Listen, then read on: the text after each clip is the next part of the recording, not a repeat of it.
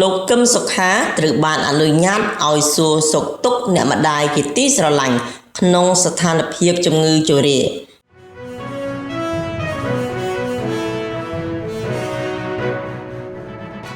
នៅព្រឹកថ្ងៃទី20ខែឧសភាឆ្នាំ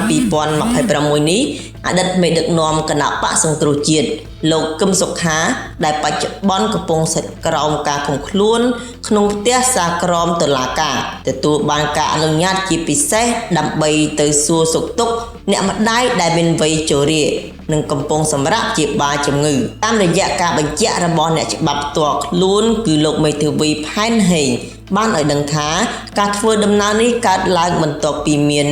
ការស្នើសុំទៅកាន់ស្ថាប័នតុលាការក្នុងនោះកម្លាំងនគរបាលនៃក្រសួងមហាផ្ទៃបានជូនសំណើលោកកឹមសុខាចេញពីគេហដ្ឋានទៅបុរីមួយកន្លែងស្ថិតនៅក្នុងរាជធានីភ្នំពេញ